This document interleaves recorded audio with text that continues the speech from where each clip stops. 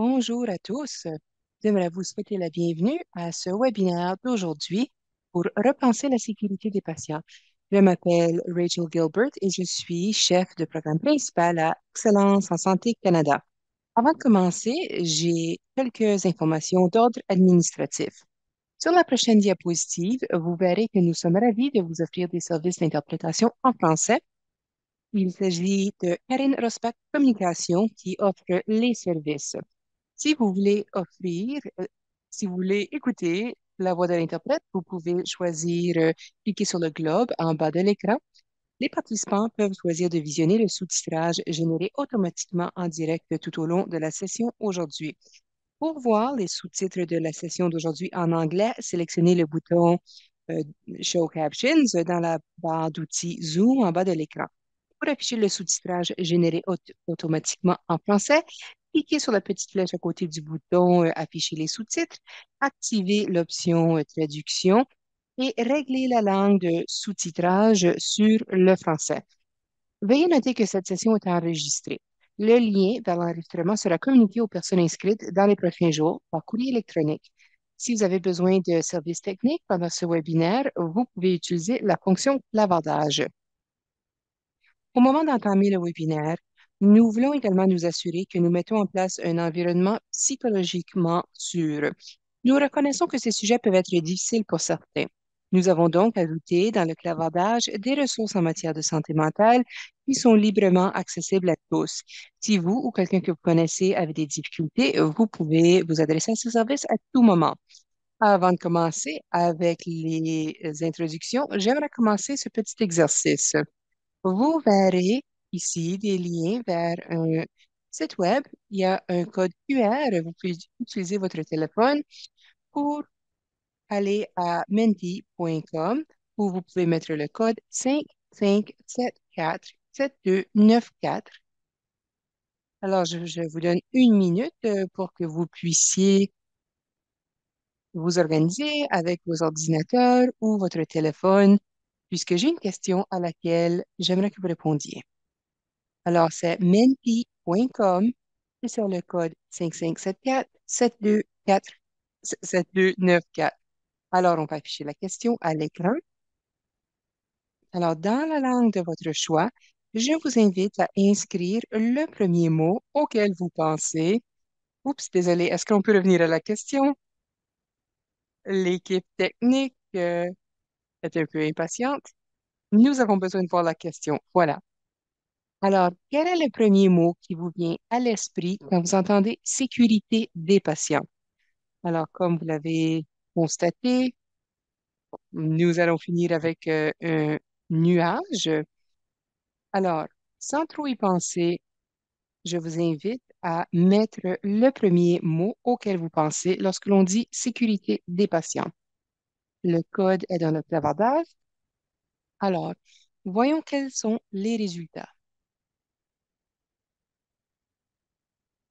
Alors, l'équipe technique a un travail difficile à faire avec toutes ces étapes additionnelles que nous leur avons données aujourd'hui. Alors, vous voyez que le nuage de mots continue de se faire mettre à jour. Je vois qu'il y a beaucoup de personnes qui se joignent à nous aujourd'hui. Alors, il y a quelques mots vraiment qui attirent vraiment l'attention. Si le mot est de plus grande taille, ça veut dire que beaucoup de personnes ont mis ce mot-là. Alors, qualité semble être vraiment au centre. Même chose pour confiance, méfaits, mais je pense qu'on veut dire pas de méfaits. On voit également communication, sécurité, compassion, priorité, culture. C'est très difficile à lire, vous bougez rapidement. Transparence, difficulté. Mais je vois que l'on parle beaucoup de confiance, de qualité, méfaits. Ce sont les mots qui sont entrés le plus souvent. Alors, je vous remercie de participer à cet exercice et revenons à la présentation pour que je puisse réellement commencer la présentation d'aujourd'hui. Encore une fois, je m'appelle Rachel Gilbert et je travaille ici à ESC et j'ai dirigé le projet d'élaboration du guide Repenser la sécurité des patients dont nous discuterons avec nos panélistes au cours de cette séance. Mes collègues vont mettre le lien pour télécharger le document si vous n'avez pas eu la chance de le lire encore. Si c'est le cas, je vous encourage à lire le document après la réunion aujourd'hui. Je suis heureuse d'être co-animatrice aujourd'hui avec Denise McQuaig, directrice exécutive de la transformation des soins de santé et du renforcement des capacités à ESC.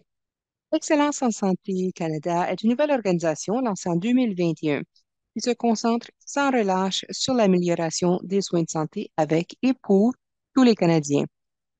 La Semaine nationale de la sécurité des patients, donc cette semaine, est organisée par ESC.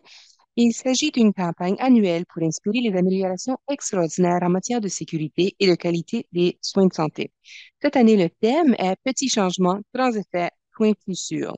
Alors, nous vous remercions de vous être inscrits à la semaine et d'avoir participé à la discussion aujourd'hui.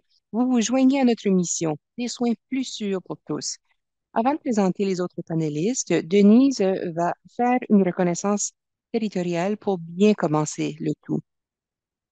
Alors, merci beaucoup, Rachel. J'aimerais inviter tous les participants aujourd'hui à penser aux territoires traditionnels où ils sont situés. Si vous n'êtes pas certain, il existe une ressource très intéressante, nativeland.ca. Il s'agit d'un site web où vous pouvez entrer vos informations géographiques et on vous aidera à en apprendre davantage sur le territoire traditionnel sur lequel vous vous retrouvez. Je suis fière de me joindre à vous de Kamloops, Second de Kamloops, ou en d'autres mots, Kamloops en Colombie-Britannique, au cœur du territoire de Shuswap. Je reconnais les sacrifices consentis par les peuples circumscribes qui me permettent d'appeler cette belle terre mon foyer, mon chez-moi. Je m'engage également à laisser ce que j'utilise avec toute la beauté pour les générations derrière moi. Alors, laisser la terre intacte. Je m'assure que toutes mes activités préservent la beauté de ce territoire pour maintenir cet endroit pour les générations futures. Rachel, maintenant. Merci, Denise. Nous vous invitons à utiliser la fonction chat ou clavardage pour vous présenter et dire d'où vous appelez. La boîte de dialogue restera ouverte tout au long de la session pour que vous puissiez partager vos commentaires, vos questions en anglais ou en français. Si vous avez une question à me poser ou pour n'importe quel des panélistes, veuillez utiliser le clavardage. Nous avons quelqu'un qui s'assure de lire les questions et nous allons faire tout notre possible pour répondre aux questions. Nous n'aurons peut-être pas le temps de répondre à toutes les questions. Si c'est le cas, nous allons envoyer des réponses par écrit plus tard, si on n'a pas eu le temps d'y répondre. Alors, passons maintenant à la présentation de nos conférenciers aujourd'hui, parce que c'est pour cela que nous sommes ici. Nous avons trois invités, en plus de Denise, qui joue un rôle triple. Notre aînée Métis, qui a fait la reconnaissance territoriale, directrice exécutive à ESC, et son troisième rôle, elle est panéliste, parce qu'en plus de tous les autres rôles, elle est experte en sécurité culturelle. Alors, j'aimerais vous présenter Micah Asselbert, qui est une patiente partenaire de Patients for Safety Canada. Elle a participé à travers toutes les étapes de ce projet. Elle a commencé à travailler à main côte il y a plus de 2 ans lorsque nous avons commencé ce travail. Donc, ce fut une partenaire excellente, donc patient pour la sécurité des patients. Nous avons également Ross Baker, sûrement vous en avez entendu parler si vous avez passé un peu de temps dans le monde de la sécurité des patients. Il est professeur émérite à l'Institut de politique de la gestion de l'évaluation de la santé à l'Université de Toronto. Il a joué le rôle de conseiller pour ce projet et nous a aidé à franchir la ligne d'arrivée avec Wendy, que je vais vous présenter, et Alika Lafontaine, qui n'a pas pu se joindre à nous aujourd'hui. Alors, oui, Wendy Niglin, maintenant, leader de renommée internationale dans le domaine de la sécurité et de la qualité. Elle est professeure agrégée adjointe à la Faculté des sciences de la santé de l'Université Queen's et elle est membre de plusieurs directions générales par rapport aux soins de santé. Alors, vous pourrez en lire davantage à leur sujet dans le clavardage. Alors, parlons maintenant des objectifs. nous cherchons à vous familiariser avec le guide de discussion Repenser la sécurité des patients, met l'accent sur notre nouvelle approche de la sécurité. Nous voulons motiver les efforts proactifs pour créer la sécurité pour tous. Sur la prochaine diapositive, vous verrez de quoi le document a l'air, Repenser la sécurité des patients. Et avant de réellement commencer la discussion, j'aimerais vous expliquer pourquoi et comment nous avons créé ce guide. Ce projet a vu le jour parce que malgré 20 ans d'efforts pour améliorer la sécurité des patients, nous n'avons pas eu le succès escompté. Les niveaux de préjudice et de méfaits continuent d'être plus élevés que l'on voudrait le voir. Alors, il fallait repenser comment faire ce travail pour assurer la sécurité des patients. Repenser la sécurité des patients est donc le résultat de 2 années d'efforts de la part de nombreuses personnes. Notre équipe de base était composée de membres du personnel de ESC et de patients partenaires de patients pour la sécurité des patients. Alors, nous avons fait appel à également nos 3 conseillers au cours de la dernière moitié du projet. Tout au long du projet, nous avons parcouru toute la documentation, recueilli des données auprès de centaines de personnes et nous nous concentrons autour d'une déclaration clé. Et tous les mots ont été choisis de façon très prudente. Alors, nous disons, nous avons tous et toutes un rôle à jouer dans la sécurité des patients. Ensemble, nous devons tirer des enseignements et agir pour rendre les soins plus sûrs, diminuer toutes les formes de préjudice liées aux services de santé. Alors, les mots ont été choisis de façon très prudente pour changer la conversation par rapport à la sécurité des patients. Le premier mot, c'est toutes et tous. Alors, ce n'est pas seulement le travail des gestionnaires, des leaders ou du fournisseur le plus responsable. Tous et tous, nous avons des rôles à jouer dans la sécurité des patients. Cela inclut les patients, les familles, les partenaires des soins, et ce dans tous les environnements de soins, pas juste les hôpitaux. Alors, il faut parler si on a des préoccupations, il faut avoir des conversations sur la sécurité, il faut participer aux solutions. La sécurité de chacun est liée à celle du personnel, des patients, de tous les acteurs du système. Alors, si un groupe n'est pas en sécurité physique et psychologique, eh bien, les autres sont affectés. Chacun a un rôle à jouer. Alors, cela nous mène au mot suivant, donc créer. La sécurité, c'est quelque chose de complexe, dynamique, c'est en évolution constante. Alors, il faut cesser de nous fier uniquement aux mesures de dommages passées pour comprendre la sécurité et être plus proactif. Il faut s'éloigner de l'hypothèse selon laquelle si les dommages sont absents, la sécurité est présente. Il n'existe aucun seul outil qui aura les réponses à tous les problèmes de sécurité. Nous créons des conditions de sécurité ou d'insécurité avec chaque petite décision que nous prenons, chaque action. Voilà pourquoi nous devons tous continuer à travailler ensemble pour créer les conditions les plus sûres possibles. Nous devons créer la sécurité pour tous. Enfin, d'autres notions clés, eh bien, ce sont toutes les formes de préjudice. La sécurité des patients est traditionnellement axée sur les préjudices physiques, surtout ceux qui sont faciles à mesurer. Mais ça ne surprendra personne que les préjudices se présentent sous de nombreuses formes, qui sont toutes aussi importantes. La sécurité psychologique, sécurité culturelle, l'absence de discrimination, de préjugés, tout cela est au cœur de la sécurité des patients et il faut en parler. Alors, passons maintenant à la discussion. Maintenant que nous avons mis au clair certaines de ces notions, on peut cesser le partage d'écran. Assurons-nous que tous les conférenciers ont allumé leur caméra et je vais lancer la discussion en posant quelques questions. Maïka, je me demande si vous avez des problèmes de vidéo. Non? Vous l'avez été à nouveau? Alors, nous espérons. Ah, vous voilà. Contente de vous voir. Alors, je vais commencer avec quelques questions. N'oubliez pas que vous pouvez afficher la question dans le clavardage et je vais je vais faire tout mon possible pour les incorporer dans la discussion. J'ai une question pour Wendy pour commencer. Wendy, est-ce que vous pensez que le contenu du guide est inédit? Est-ce que c'est nouveau? Et pourquoi est-ce important? Eh bien, je vous remercie beaucoup, Rachel. Tout d'abord, j'aimerais vous remercier de m'avoir invité à participer à cette discussion très importante. La sécurité des patients a subi des problèmes au cours des dernières années. On a même reculé, comme Rachel l'a dit. Alors, il est temps de relancer ce domaine très important. Avant de répondre directement à la question de Rachel, J'aimerais vous parler un peu de l'histoire de la sécurité des patients au Canada. Bon, Ross Baker et moi étions membres du comité directeur pour la sécurité des patients. C'était un honneur pour nous en 2001 d'y participer et on commençait tout juste à parler de la sécurité des patients. La publication du rapport de l'Institut de la médecine en 99, en ce qui a trait aux événements qui peuvent causer des préjudices. Et ensuite, il y avait l'étude de Ross Baker de Peter Norton en 2003.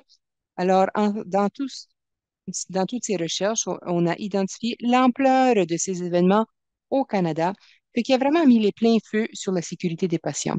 Lorsqu'on a publié le rapport Bâtir un système plus sûr, stratégie pour améliorer la sécurité des patients au Canada, on espérait réellement que la sécurité des patients n'allait pas être la chose la plus importante. L'Institut de la sécurité des patients, qui était l'une de nos recommandations, a été formé en 2003. À peu près en même temps, Accréditation Canada a établi un comité consultatif pour la sécurité des patients. L'un des résultats de ce travail était l'identification de 21 pratiques organisationnelles axées sur les faits qu'il fallait respecter. Alors, on a constaté que l'on commençait à se concentrer davantage sur la sécurité des patients. Patient pour la sécurité des Canada a été Patient pour la sécurité des patients au Canada a été formé ensuite en 2006. Un autre réseau national a été créé aussi. Et en 2001, on constate qu'on a vraiment commencé à faire du travail. Cependant, récemment, on a remarqué que les progrès ont ralenti. Nous continuons à voir des événements qui causent des préjudices. Il y a la complexité des soins, le stress de la pandémie, le manque de personnel, le manque de ressources. Et voilà seulement certains des facteurs qui ont rendu les choses plus complexes, qui ont fait en sorte même que l'on recule par rapport aux soins des patients. Alors, la question de Rachel, est-ce que je pense que le contenu du guide est inédit? Eh bien, ma réponse est non. Nous avons tous entendu parler de ces mots et de ces phrases dans différentes discussions. Ce qui est inédit, cependant, c'est comment on a assemblé toutes ces notions pour avoir un point de vue beaucoup plus exhaustif de la sécurité des patients. Peut-être que l'une des raisons pour laquelle on a perdu un peu de momentum, c'est que notre point de vue de la sécurité des patients n'a pas continué à évoluer avec le contexte dans lequel on offre les soins, que l'on parle des soins préventifs jusqu'aux soins palliatifs. Ce guide parle donc de la complexité de tout et dans un langage clair et simple. Dans le guide, on reconnaît également qu'il faut absolument assurer la sécurité du personnel. La sécurité des patients dépend absolument de la sécurité des personnes qui s'occupent d'eux. Dans la sécurité pour les partenaires essentiels, donc les fournisseurs et d'autres qui travaillent dans les soins de santé, eh bien, sans cela, la sécurité des patients est compromise. Il faut cultiver une culture en milieu de travail où la sécurité du personnel fait partie de cela. Et on parle ici de la sécurité physique, psychologique. Il faut une culture où on s'occupe également de la sécurité des patients. Tout cela va de pair. Beaucoup de progrès seront faits si on continue d'inclure tout le monde dans les environnements de soins de santé. Rachel a également demandé pourquoi est-ce que le guide est important. Eh bien, puisque nous passons maintenant au prochain chapitre de sécurité des patients, il est de plus en plus pertinent de penser à ce guide, les réalités des soins de santé, les stress imposés au système et surtout les industries, en fait, que l'on parle d'éducation, les entreprises, quoi que ce soit. Le monde devient de plus en plus complexe. On peut également penser au changement climatique, l'intelligence artificielle, l'évolution des soins axés sur les patients maintenant vers la coproduction. Eh bien, cela nous a éveillés un peu à- au caractère essentiel de la sécurité des patients. Tous ensemble, nous devons travailler pour assurer la sécurité de tous dans les soins de santé. Nous devons prendre des mesures définitives en utilisant une terminologie en commun. Il y a un tableau à la page 6 du guide et on constate là-dedans que, 1. les points de vue ont changé au cours des 6 dernières décennies. Je vous invite à lire le tableau attentivement. Le guide n'est qu'une première étape. Ce qui sera encore plus important, c'est ce qui va arriver après la publication du guide et quelles sont les différences que nous verrons réellement. Merci beaucoup. Eh bien, merci à vous, Wendy. Vous nous avez beaucoup aidé avec la sécurité des patients au Canada en nous expliquant l'historique. Alors, cela arrive en temps opportun. Même la semaine dernière, nous avons euh, notre organisation, l'Institut pour l'information en matière de santé au Canada, qui a publié ces données sur les hospitalisations et on voit que l'Institut canadien d'information sur la santé dit que les préjudices signalés ont augmenté depuis la COVID et que les choses ne se sont pas améliorées. Je peux demander peut-être à un de mes collègues d'inclure dans le clavardage le blog que notre PDG vient d'écrire à ce sujet. Mais ce sont des choses que l'on savait au début des années 2000. On savait que le niveau de préjugés était très élevé et nous avons peut-être fait certains progrès au cours des 20 dernières années, mais on n'a pas vu les améliorations dramatiques qu'on aurait aimé voir. Alors, l'enjeu est toujours aussi pertinent aujourd'hui. Et les données sur les préjudices en milieu hospitalier, eh bien, ce n'est qu'un indicateur et nous savons que ces niveaux de préjudice ne sont pas isolés dans les hôpitaux, mais partout où on offre des soins de santé. Alors, je ne sais pas si quelqu'un ici veut intervenir et ajouter à ce que Wendy a dit. Sinon, je pourrais passer à ma question pour Maïka. Ross, on ne vous entend pas, vous êtes en sourdine. Oui, c'est très important ce que vous venez de dire, Wendy. Ça fait environ 20 ans, comme vous l'avez dit, mais nous avons vu énormément d'évolution au cours des 20 dernières années. Et ce que j'aime dans le travail que Excellence en santé du Canada l'a fait, eh bien, ESC a réellement tendu la main vers différents Canadiens, différentes expériences, différents contextes. Rachel Soma ne voudrait pas trop en parler, mais je sais elle a eu des conversations assez animées avec des personnes qui avaient des points de vue assez tranchés sur ce que la sécurité veut dire. Comment est-ce que l'on définit la sécurité? Comment est-ce que l'on peut influencer la sécurité? Et tout cela a renforcé le produit final, le document. Alors, c'est pas juste vous et moi, Wendy, qui avons donné nos opinions, nous qui sommes là depuis le début de ces travaux. On a en fait élargi la conversation pour inclure différents points de vue, différentes expériences de différentes communautés. L'un des défis que nous continuons à affronter, eh bien, le travail en matière de sécurité se passe seulement dans un environnement limité, donc des soins aigus, et il y a beaucoup moins d'attention et de ressources qui sont attribuées ailleurs dans le système.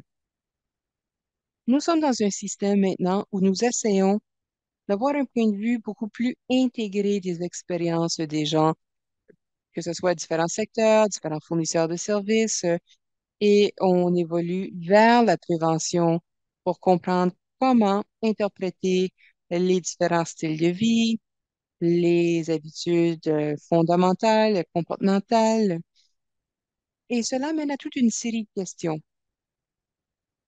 Le monde de la sécurité pourrait profiter de cette conversation que nous avons puisque ça nous donne une façon de penser à comment nous pouvons évoluer, nous qui nous intéressons aux soins de santé et à la sécurité. Nous devons évoluer pour avoir une conversation beaucoup plus fluide avec des personnes qui ont différentes interprétations quant au travail qui doit être fait. Merci beaucoup, Ross. Ce que vous venez de dire, ça me rappelle, bon, vous savez, on a travaillé très fort pour élaborer ce document. Ce n'était pas toujours facile et en grande partie en raison de la passion et de tout le travail fait par tout le monde qui s'intéresse à ce sujet. Les personnes veulent voir des changements rapides et énormes, oui, et les gens sont passionnés. Alors, ça veut dire que le document est en évolution constante pour en arriver à un équilibre parfait. Parce que, bon, au début, on a essayé de tout régler les problèmes avec un seul document et on s'est rendu compte que c'était impossible. Alors, finalement, on a gardé quelque chose d'assez accessible, un document assez court même si c'était un peu plus long que ce que nous avions prévu à l'origine. J'aimerais maintenant poser une question à Maïka, qui représente la voix des patients dans cette discussion. Alors, Maïka, vous avez travaillé avec moi pour ce document, mais vous avez également travaillé en collaboration avec vos pairs dans la communauté euh, de- des patients qui ont un vécu. Alors, de votre point de vue, qu'est-ce qui est important pour les patients? Pourquoi est-ce que ce guide est important pour les patients? Merci beaucoup, Rachel. Permettez-moi de donner quelques détails. J'aimerais dire que je suis un partenaire patient très privilégié. J'y travaille depuis 2 ans. C'est très important pour moi. Et je travaille pour patients, pour la sécurité des patients au Canada. C'est une organisation très importante de patients qui ont vécu des préjudices dans le système de soins de santé et qui veulent donc contribuer à assurer la sécurité des patients, rendre cela plus sécuritaire. Hier, ESC a organisé un autre webinaire et le docteur Jason Leach, un autre panéliste, est directeur clinique pour le gouvernement écossais et a dit que l'on passe beaucoup de temps à parler de définition, mais on ne passe pas suffisamment de temps à agir. Vous venez d'entendre parler Wendy, Ross et Rachel également. Et je suis d'accord avec eux pour dire que ces investissements arrivent en temps opportun et ça vaut la peine. C'est très important pour les patients. Tout d'abord parce que les patients ont participé pleinement au processus de la création du guide. Alors, ça, c'est très important pour eux pour identifier la sécurité selon leur point de vue. En d'autres mots, les patients peuvent avoir différents points de vue sur la sécurité. Le sentiment de sécurité, c'est important pour les patients. Les préjudices également, c'est défini de façon différente selon à qui vous demandez. Rachel nous a parlé de préjudices spirituels et psychologiques. Ça aussi, ce sont des méfaits identifiés par les patients. Il y a plusieurs patients qui ont eu des expériences négatives avec les soins de santé et on n'a pas compris ni répondu à ces inquiétudes. On l'a mentionné un peu plus tôt. Le guide discute ou parle de la sécurité culturelle et à quel point c'est essentiel pour la sécurité des patients. Un autre point que j'aimerais faire, c'est que ce document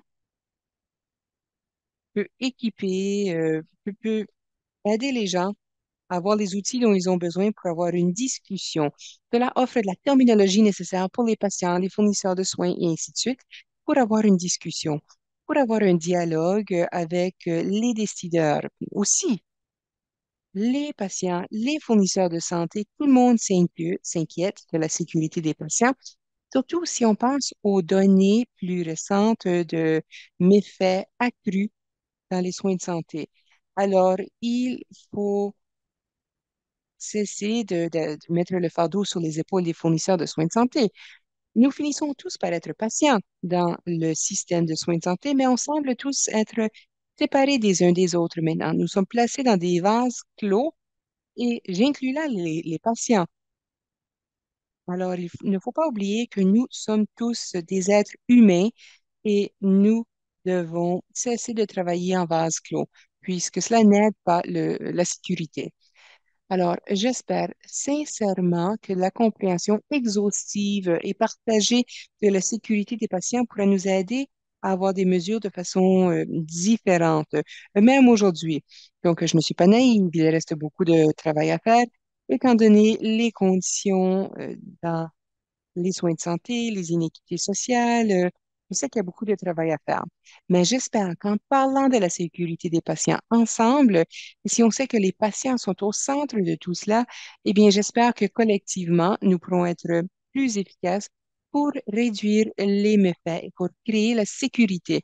Parce que ce que nous voulons tous, c'est de permettre aux patients d'avoir confiance envers le système de santé et pas en avoir peur. Merci, Rachel. Oui, merci beaucoup, Michael. Je pense que c'est une excellente transition. Ma question pour Denise. Comme je l'ai mentionné, on a eu Victor Lafontaine qui était représentant la sécurité culturelle, donc qui a travaillé comme conseillère avec nous. Mais ceci est un sujet qui, bon, si vous connaissez Denise, sûrement vous êtes d'accord avec moi pour dire qu'elle est passionnée de ce sujet. Nous finissons tous par être patients à un moment donné, bien sûr. Alors, Denise, je me demande, vous qui êtes experte en sécurité culturelle, et vous êtes également une personne au Canada. Alors, de ce point de vue-là, bon, dans notre énoncé de base, on reconnaît que les préjudices se présentent sous de nombreuses formes, que toutes ces formes de préjudices sont importantes. Alors, c'est très différent, alors qu'avant, on se concentrait beaucoup sur la sécurité physique. Pouvez-vous nous parler un peu des formes de préjudice qui sont souvent oubliées, comment les gens peuvent mieux comprendre ces oublis et que pouvez-vous nous en dire, vous, comme femme de métier qui a accès aux services de soins de santé? Quelle est votre expérience? Merci beaucoup, Rachel. Excellente question. Je pense que je vais vous décrire ce que moi j'ai vécu. Quels ont été les défis pour moi en parlant de sécurité culturelle? Le premier défi est que la sécurité culturelle est définie par la personne qui reçoit les soins. Ce n'est pas défini par les intentions du fournisseur de soins de santé. Donc, en tant que directrice de santé autochtone pour une grande autorité de la santé en Colombie-Britannique pendant de nombreuses années, souvent on m'appelait pour offrir un soutien dans le cadre d'une enquête. On me demandait de voir ce qui s'était passé lorsqu'une personne de Première Nation Inuit ou Métis disait se sentir insé- disait ne pas se sentir en sécurité du point de vue culturel. Et ce que je remarquais dans tous les cas, c'est que le fournisseur de soins de santé pensait que c'était pas leur rôle, parce qu'ils n'avaient pas l'intention de faire en sorte que la personne se sente insécure. En outre, un autre défi est que les systèmes de soins de santé sont conçus d'après certains cadres qui ne répondent pas nécessairement aux besoins culturels des patients. Et ça va même au-delà de la définition de culture, de sécurité culturelle des personnes autochtones. Ça peut aller à la communauté de personnes noires, d'autres communautés ethniques, d'âge, les personnes LGBTQ+, et ainsi de suite. Donc, tout le monde a une définition de la sécurité culturelle et c'est défini par la personne qui reçoit les soins. Ça, c'est un facteur très important lorsque l'on parle de sécurité culturelle. Dans toutes les enquêtes que j'ai faites par rapport aux expériences des personnes autochtones qui ont subi des préjudices, bon, les enquêtes auxquelles j'ai participé, je vous assure que peu importe l'élément physique, ça peut être une chute ayant mené à une blessure grave, mais peu importe l'aspect physique, la personne autochtone sentait toujours que c'était son origine ethnique qui était la cause de base de l'expérience physique. Alors, le système cherchait peut-être à voir ce qui se créait, ce qui se passait dans l'environnement, ce qui avait causé la chute et comment on pouvait empêcher comment on pouvait régler l'environnement pour ne pas qu'il y ait d'autres chutes. Cependant, le patient, d'après son expérience, d'après son vécu, essentiellement, il ressentait que leur origine ethnique était une cause profonde de la situation. Alors, il y a beaucoup à partager au sujet de notre façon d'en parler. Ce que j'aime bien, c'est cette idée selon laquelle tout le monde est important dans le cadre de ce processus. Donc, comme personne autochtone au Canada, on devient de plus en plus confiant, de plus en plus brave de parler de nos expériences et on dit, je me suis sentie comme si je n'étais pas en sécurité quand cela est arrivé. On peut en parler maintenant. Et on ose parler de choses qui vont au-delà de l'environnement physique. On peut parler de santé psychologique pour tout le monde et ça inclut les fournisseurs. Alors, lorsque les fournisseurs de soins de santé ne se sentent pas psychologiquement sécuritaires, eux non plus, eh bien, cela contribue à la sécurité des patients et à la sécurité des Premières Nations et euh, des Métis, des Inuits, et ainsi de suite. Alors, j'aime bien l'idée selon laquelle on élargit les définitions. Wendy nous a parlé un peu de la terminologie qui est connectée et comment on peut rassembler tous ces points de vue du monde. Et j'espère que ce guide de discussion pourra nous aider à faire tomber le blâme.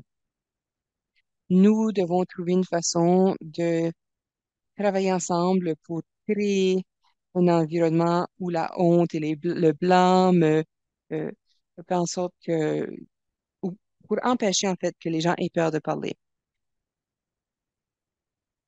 Que ce soit les fournisseurs de soins de santé ou les personnes qui reçoivent les soins, il faut pouvoir en parler. Alors, le fait que l'on ait ce document novateur qui parle de la sécurité de différents points de vue, eh bien, ça me donne espoir. J'espère que le caractère humain des soins que nous offrons, ce qui nous motive tous, peu importe comment on interagit avec le système, eh bien, j'espère que l'on pourra continuer à élargir cette définition. Ça me donne espoir puisqu'il faut cesser d'avoir des soins insécuritaires du point de vue culturel. On peut penser à l'exemple de Joyce Echawan dans ses derniers jours et ce qu'elle a vécu. Merci beaucoup, Rachel. Merci à vous, Denise. S'il y a quelque chose que j'entends dans ce que vous dites, eh bien, ça revient à quelque chose que nous avons vécu dans tout le projet. En d'autres mots, on a beaucoup parlé de l'importance de se sentir en sécurité et que cela fait en sorte qu'on est réellement en sécurité. Si on se sent en sécurité, ce sont deux cercles qui se chevauchent presque complètement dans un diagramme de Venn. Alors, vous avez des patients qui peut-être se sentent en sécurité, mais qui ont ensuite un problème de sécurité. Mais si vous avez une personne qui ne se sent pas en sécurité, ça, c'est un problème de sécurité. Même si tous les facteurs autour d'eux laissent entendre qu'ils sont en sécurité, le fait qu'ils ne se sentent pas en sécurité, ça, c'est un préjudice psychologique. Et cela n'a pas fait partie de la discussion dans le passé lorsqu'on a parlé de définition ou de projet par rapport à la sécurité des patients. Mais on en a entendu parler clairement, surtout de la part de patients avec lesquels nous avons travaillé dans ce projet. Cette distinction entre la sécurité et le fait de se sentir en sécurité. Cette distinction-là, selon le patient, n'existe pas. Si le patient ne se sent pas en sécurité, il ne l'est pas. Ce que nous savons, c'est que, bon, vous pouvez avoir quelqu'un qui se sent en sécurité, mais on sait qu'il pourrait y avoir des facteurs systémiques qui pourraient mener à des préjudices. Alors, il ne faut pas dire que si la personne se sent en sécurité, qu'on en a fait assez. Ça va encore plus loin que cela, mais le sentiment de sécurité est essentiel. Moi, j'ai une question pour Maïka qui vient d'être posée dans le clavardage. Un participant pose une question. Il dit, si on écoute les patients, ils nous disent ce qui est important pour eux. Et si on a réellement un soin interprofessionnel, avons-nous assuré la sécurité du patient? Excellent, mais je ne pense pas que c'est assez. Bon, évidemment, je n'apprécie peut-être pas entièrement la complexité de la question, mais être à l'écoute des patients, de commencer une conversation, c'est certain que ça fait en sorte que il est possible de créer un environnement de sécurité. Ça serait la réponse la plus simple à la question. Mais je pense que la conversation doit néanmoins avoir lieu. Il faut avoir des conditions qui permettent l'action d'après les échanges. Parce qu'en ce moment, je ne suis pas certaine que les fournisseurs de soins de santé, surtout pas les fournisseurs aux premières lignes, ne pensent pas que les gens se sentent autonomisés à agir s'il y a une préoccupation en matière de sécurité. S'ils ne se sentent pas, eux, en sécurité pour agir, bon, qui sait, cela ne fait peut-être pas partie de leur rôle. J'ai un petit exemple pour vous. Bon, pour nous et pour d'autres, ça serait peut-être différent, mais moi, j'étais aux urgences dans un hôpital de la région et j'étais juste sur le point de me rendre du lit à la salle de bain euh, avec une béquille et j'ai échappé ma bouteille d'eau. Quelques minutes après, il y a quelqu'un qui est arrivé à côté de moi pour éponger l'eau que j'avais échappée. Il était inquiet quant à ma sécurité. Alors ça, c'est un tout petit exemple, mais si, si nous faisons tous partie de ces efforts, euh, eh bien, nous pouvons faire une différence. Et cela fait autonomiser les personnes de façon différente. Merci beaucoup, Maïka. Cela ouvre le chemin à la question pour Ross. Alors, merci. Ceux d'entre nous qui travaillons dans le domaine de sécurité des patients depuis un certain temps, nous savons sûrement que historiquement, on s'est concentré sur empêcher les préjudices. Et ensuite, la prochaine étape logique ou illogique, c'est que bon, si on n'est pas conscient de problèmes de sécurité, sûrement ça veut dire que tout se passe bien. Et Micah, vous en avez parlé un peu, mais je me demande si Ross pourrait nous donner son point de vue sur, dans le document, bon, on dit, l'absence de préjudice ne signifie pas que les soins sont sûrs. Alors, quelle est la différence entre la prévention des dommages et la promotion de la sécurité? Pourquoi est-ce que cette différence est importante? Pourquoi est-il important de voir la sécurité de cette manière? Excellente question, Rachel. On pourrait en parler pendant très longtemps et j'aimerais aborder la question d'un point de vue historique. Nous en avons, nous avons entendu parler de ces défis parce que nous avons tous ensemble étudié les méfaits, les préjudices, l- surtout dans les environnements de soins aigus et dans d'autres environnements également. Cette expérience-là a mené à une tentative d'identifier les interventions pour réduire les risques de préjudice, pour créer des soins plus sécuritaires.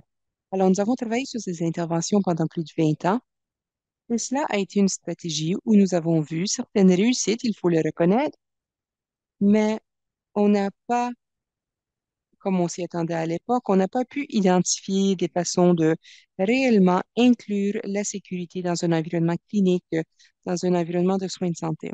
Alors, si vous pensez aux études récentes, donc l'étude de Massachusetts, par exemple, où on constate que 23,7% des euh, patients dans 11 hôpitaux au Massachusetts ont été victimes de préjudice, eh bien, c'est assez décevant comme chiffre.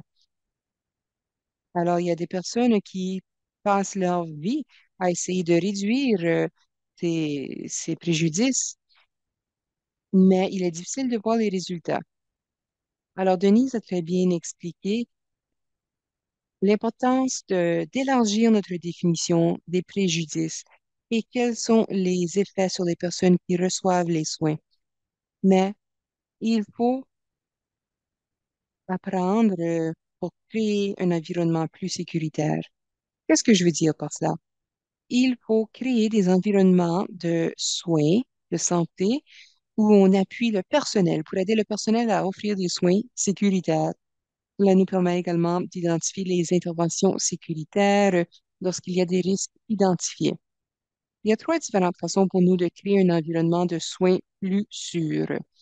Donc, ce sont des choses assez générales, mais le défi, c'est de traduire ces idées générales en petits changements important dans l'organisation. Je parle ici de leadership, donc de leadership dans tout le système, ensuite de travail d'équipe et en troisième lieu de culture. Et j'en parlerai un peu, mais avant, j'aimerais dire que Excellence en santé Canada, au cours des dernières années, a réellement capitalisé sur l'Institut de la sécurité des patients pour élaborer ce cadre euh, qui a tout d'abord été élaboré en Angleterre. Donc, c'est un cadre pour la sécurité des patients, pas juste pour comprendre, mais un cadre pour agir. Le personnel à ESC a pris ce cadre et en a fait une initiative très importante avec beaucoup d'incidences positives. Ce fut un plaisir pour moi d'y participer. Alors, le leadership, le travail d'équipe et la création d'une culture qui appuie les efforts pour agir, pour apprendre, pour offrir des soins plus sécuritaires. Tout ça, c'est la clé. Le leadership, c'est très difficile, surtout dans un environnement post-COVID.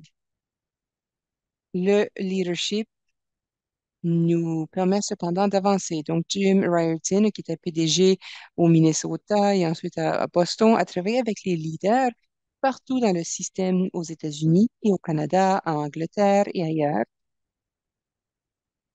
Et il a sonné l'alarme un peu. En travaillant avec les leaders, il sonne l'alarme en leur disant, est-ce que vous êtes en sécurité ou êtes-vous seulement chanceux? Avez-vous juste eu de la chance? Et ça, c'est une question qui nous fait passer à l'acte et sûrement qui fait en sorte que les leaders restent éveillés la nuit à y réfléchir. Donc, les conseils ont un rôle très important à jouer également. ESC est en train de travailler sur un système pour travailler, pour améliorer les compétences et je pense que c'est une bonne étape. Il faut que les conseils d'administration comprennent la sécurité, la qualité de soins. Il faut qu'ils comprennent leur rôle pour assurer la sécurité. De façon plus générale, les leaders dans le système doivent se concentrer sur l'égalité, ou plutôt sur la qualité, surtout dans les activités en ce qui a trait à la sensibilisation, l'analyse et l'apprentissage et la mise en œuvre intelligente de ce que nous avons appris, de nos expériences. Alors, maintenant, si on parle de sensibilisation, toute personne qui travaille dans le domaine de soins de santé devrait pouvoir répondre à la question. Donc, si on parle d'événements, ou si on leur pose la question, combien d'événements ont eu lieu l'année dernière ou le mois dernier? Et comment est-ce que les événements évoluent au fil du temps? Est-ce qu'il y a des augmentations, des diminutions? Où devez-vous concentrer vos efforts? Comment est-ce que vous vous comparez à d'autres? Et surtout les grandes organisations. Parce que être dans la moyenne, ce n'est pas suffisant. Il faut être meilleur que la moyenne. Alors, il faut utiliser notre compréhension de ces événements pour prendre des mesures pour améliorer. Alors, avant de faire ça, il faut faire une analyse. Alors, sommes-nous réellement en train d'analyser ces événements avec les outils qui sont importants dans la sécurité des patients, les analyses des causes profondes, les analyses des causes communes? Qu'est-ce que vous apprenez au sujet des événements qui ont lieu? Quels sont les thèmes dans ces événements? J'étais président du comité de la qualité à l'Université de Toronto pendant 6 ans et cette organisation a élaboré 3 thèmes en ce moment concernant les événements qu'ils voient. Donc, la reconnaissance en temps opportun des patients en détérioration. Donc, faire passer les soins à une autre étape si on voit qu'il y a une détérioration des soins ou du patient. Et ensuite, la responsabilité et le transfert. Alors, ce sont des enjeux sur lesquels l'organisation travaille. Ce sont des choses critiques pour l'organisation. Et lorsque vous comprenez l'environnement, il faut mettre les choses en œuvre, pas juste dire aux gens quoi faire. Il faut les aider à comprendre leur rôle et ce qu'ils peuvent faire pour que nous puissions comprendre plus que juste la nature des événements, mais comment créer des réponses en temps opportun. Donc, c'est pas juste pour cocher une case et dire voilà, c'est fait. Non, il faut permettre aux gens de travailler en pensant à l'avenir. Ce ne sont pas des idées simples, ce ne sont pas des solutions simples. Il faut développer une expertise à l'interne pour bien comprendre les enjeux. Il faut travailler en équipe pour changer la culture. Nous continuons à vivre dans un monde très hiérarchisé et la plupart des organisations, et ça s'applique à la plupart des organisations de soins de santé. Il faut que le personnel à tous les niveaux contribue à régler les problèmes en matière de sécurité à l'avenir. Alors, j'espère que ESC dans ses travaux à l'avenir pourra identifier le travail à faire en matière de leadership, de culture, cette compréhension de comment on crée euh, des équipes qui puissent bien travailler ensemble. Si on peut faire cela, les patients verront les répercussions positives. Les leaders, les fournisseurs de soins également pourront mieux dormir, sachant qu'ils ont amélioré la sécurité dans leur milieu. Oui, j'aime bien cette question. Sommes-nous en sécurité ou bien est-ce que nous avons juste eu de la chance? Excellente question. Le temps a filé. Je n'arrive pas à le croire. Nous avons eu plusieurs réunions pour finaliser ce document. En fait, au cours de tout le processus, je sais qu'on peut passer des heures et des heures à parler de ces éléments complexes. C'est un sujet qui nous passionne. Mais malheureusement, je dois commencer à clore la séance. Puisque le thème pour la Semaine nationale de la sécurité des patients est petits changements, grands impacts, soins plus sécuritaires, eh bien, j'aimerais inviter les panélistes à très rapidement nous donner une phrase pour répondre à la question. Quelle est une petite chose que les gens peuvent faire pour avoir un grand impact sur la sécurité des soins? Mais entre-temps, j'aimerais demander aux participants d'utiliser le clavardage pour partager avec nous une toute petite chose que les gens peuvent faire pour avoir un impact de grande taille. Alors, mettez votre réponse dans le clavardage, s'il vous plaît. Et moi, je vais demander à nos panélistes de nous dire rapidement quelles sont les petites choses que nous pouvons faire. Alors, je vais aller de gauche à droite selon ce que je vois à mon écran. Denise.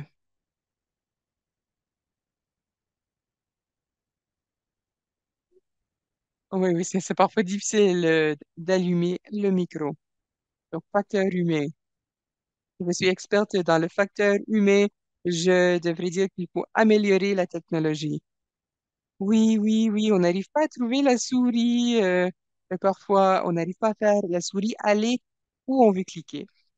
Alors, pour moi, une toute petite chose que l'on peut faire pour améliorer la sécurité des soins, eh bien, pour moi, si je représente mon rôle de métier, investir dans sa compréhension de la sécurité culturelle. Donc, de profiter de toutes les occasions d'apprentissage quant à notre vérité, notre vécu, nos expériences en tant que Première Nation Inuit et Métis dans le contexte canadien. Je pense que cette compréhension fondamentale pourrait réellement faire la différence pour améliorer la sécurité des patients. Oui, je suis d'accord, Denise. À ESC, on nous offre toujours des ressources et de la formation pour en apprendre davantage sur la connexion entre l'expérience du patient et le fait d'être une euh, personne inuit d'une Première Nation ou métis. Et si je ne m'abuse, ESC offre de la programmation pour aider avec cela. Alors, Wendy, selon vous, une petite chose que l'on peut faire. Merci beaucoup, Rachel. Donc, je vais peut-être faire le tour de la réponse ici, mais j'aimerais vous mettre au défi. Tous ceux d'entre vous qui écoutez, eh bien, je vous mets au défi de vous poser la question, qu'est-ce que vous allez faire de façon différente pour améliorer la sécurité des patients? Et j'encourage ESC à continuer à utiliser ce document. Il ne faut pas le tabletter. Il y a tellement de détails importants dans ce document et nous pouvons utiliser cela pour hausser la barre, relancer la sécurité des patients. Mais il faut que nous prenions des mesures de suivi. Il faut également évaluer les répercussions de ce changement, les répercussions de repenser la sécurité des patients. Parce que sinon, dans 3, 4, 5 ans, on n'aura pas vu les résultats. Alors, il faut prendre des mesures concrètes. Merci, Wendy. Oui, j'aimerais bien avoir un webinaire dans 5 ans pour célébrer toutes les réussites pour améliorer ce problème très complexe. Ross, c'est une question difficile, mais on a parlé un peu de leadership, alors j'aimerais que l'on ait un point de vue général sur qui est un leader, que ce soit un leader de l'organisation ou même un leader au sein du personnel sur les premières lignes. Tournez-vous vers vos patients, vos unités. Allez peut-être voir une unité pour demander à votre personnel et ensuite aux patients s'ils se sentent en sécurité, ce que l'on peut faire pour que les gens se sentent plus en sécurité. Et ensuite, y réfléchir en tant que groupe. Qu'avez-vous entendu? Quels sont les thèmes? Comment pouvons-nous faire un meilleur travail tous ensemble? Donc, un point de vue plus général sur le leadership. Oui, excellent. ESC va lancer une série de mesures bientôt. Et je pense que les participants, les leaders, vous aurez l'occasion d'en apprendre davantage pour faire tomber les obstacles euh, qui vous empêchent habituellement d'avoir ces conversations dans l'organisation. Donc, la même question pour notre dernier partenaire, Micah. Merci beaucoup, Rachel. Ceci fera suite aux commentaires de Wendy et de Ross. S'il vous plaît, utilisez le guide comme outil pour commencer les conversations. Partagez le guide et ayez une conversation où on se concentre sur la sécurité des patients. Ayez la conversation avec vos collègues, les partenaires, même vos fournisseurs de soins de santé, pour des raisons évidentes. Si nous n'avons pas la discussion, si on ne peut pas ensemble comprendre le document, si on ne peut pas utiliser les suggestions dans le guide, eh bien, on ne pourra pas voir les changements. Et ce sont des petits changements qui peuvent faire toute une grande différence en essayant de régler le problème plus systémique. Merci beaucoup, Micah. Alors, cela nous rappelle l'importance de télécharger l'outil. Il y a quelques pages à la fin de l'outil où il y a un tableau avec une série de mesures que nous vous encourageons à prendre. Et en fait, il y a des questions très précises que nous suggérons de poser dans le cadre des conversations. Alors, vous pouvez commencer là si vous ne savez pas où commencer. Je vais maintenant céder la parole à Denise qui peut nous aider à clore la séance. Merci beaucoup. Et Denise. Merci beaucoup, Rachel. J'aimerais rapidement essayer de réitérer les idées que nous avons entendues aujourd'hui. Utilisez le guide, générez de la discussion avec le guide, utilisez-le pour voir quels sont les points forts que vous pouvez apporter. Essayez d'inclure nos expériences pour rendre hommage aux connaissances que nous avons tous, partager ces connaissances, changer notre façon de voir la sécurité des patients. Et sachez que l'absence de préjudice ne veut pas nécessairement dire que les soins sont sécuritaires. Il faut réduire le sentiment d'insécurité. Il faut pouvoir célébrer justement les points forts que tout le monde peut contribuer. Soyez courageux, partagez vos expériences et je pense que ça, c'est très important. Surtout si je pense à l'approche historique à la sécurité des patients, eh bien, ça découle de ce que l'on connaît. Mais je peux seulement m'imaginer à quel point il y a des personnes qui peuvent avoir ressenti des préjudices, qui ne se sont pas senties en sécurité et qui n'auraient jamais pu en parler. Alors souvent, je questionne quel est le point de vue plus général. Donc, comment pouvons-nous voir la sécurité des patients de façon globale? Il faut également agir, continuer à apprendre, bâtir sur les capacités et améliorer le leadership. Vous avez l'occasion de répondre à la question qui apparaît à l'écran. C'est une question au sujet de la sécurité, de la série sécurité. Donc, nous parlons d'un apprentissage sur 4 mois. Nous vous encourageons à participer à cette aventure. Vous pouvez aller à notre site web pour vous inscrire à cette série d'apprentissage qui commence en janvier 2024. Il, donc, explorer des soins plus sûrs.ca. Donc, dans toute la semaine nationale de la sécurité des patients, on a toutes sortes d'initiatives. Il y a le défi Petit dinosaure. On vous donne l'occasion de penser aux règlements, aux politiques, aux processus, tout ce qui semble représenter un trop grand fardeau pour vous, ce qui n'est pas bien conçu, ce qui ne permet pas de réduire les préjudices. Vous avez également l'occasion d'identifier tous ces petits problèmes comme des choses qu'on n'a pas besoin de continuer. Et il y a également un prix pour jusqu'à 10 équipes par au travers du Canada pour pouvoir remporter un prix, justement, pour l'identification de ces problèmes, de ces dinosaures. Sachez que l'on s'engage à répondre aux questions que vous avez mises dans notre clavardage. Nous savons que nous avons seulement eu 1 heure ensemble. On n'a pas eu le temps d'y répondre. Alors, nous allons regrouper les questions en thèmes. Nous allons y répondre. Et lorsque vous recevrez le courriel de suivi, cela inclura un enregistrement de la séance aujourd'hui. Ça inclura également les réponses aux questions qu'on a entendues aujourd'hui. et nous espérons que cela va vous autonomiser pour partager avec votre communauté, vos collègues, vos amis, votre famille. Et nous vous remercions du fond de nos cœurs. Alors, merci à tous les panélistes qui travaillent avec ESC depuis très longtemps. Merci de représenter les perspectives des patients dans ce que nous faisons. Merci beaucoup, Wendy, Maïta, d'avoir apporté la perspective des patients. Et merci à vous, Rachel.